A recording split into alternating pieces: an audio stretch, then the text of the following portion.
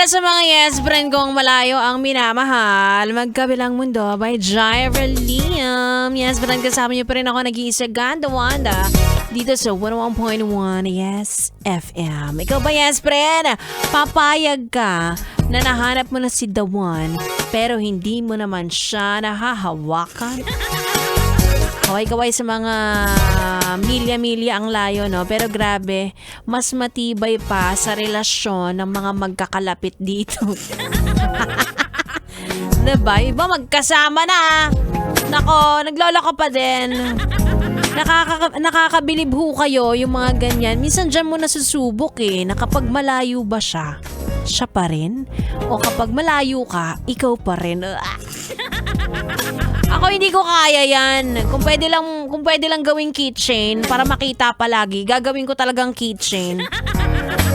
Sabit ko sa cellphone ko, gano'n.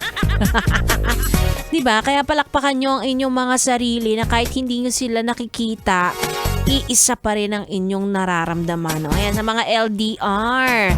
Kahit hanggang video call lang. Grabe pa rin ang pundasyon ng inyong pagmamahalan. Diba? Ewan ko, hindi talaga para sa ano yan, hindi talaga para sa lahat yan. May mga kinakaya, no? Kapag nahanap nyo ang para sa inyo talaga, paglayuin man kayo at kayo pa rin sa inyo at sa inyo pa rin uuwi. Naksta! Miss mo na ba? Nami-miss mo na, wag ka mag-overthink. Ikaw din iniisip nun. Sige na nga, baka ma-miss mo palalo kapag pinag-uusapan, no? Sisisihin mo pa ako kapag umiyak ka mamaya.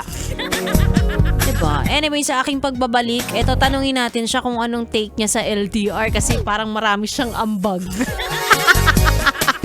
Makakasama ko na ang Bibi niyo on air, Bibi ko naman off air, B-Boy, Bibo, at kami ay live sa aming Facebook and TikTok at YesFM Manila. Kung first time mo ito mapakinggan, sige, tignan mo. Ay, Ganda Wanda pangalan niya. Tignan mo kung babangga ang pangalan sa itsura.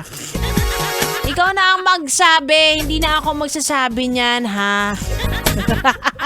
Anyway, tuloy-tuloy ang ating tugtugan. Dito lang sa stasyong number 1 sa Kalokohan. 101.1 Yes FM.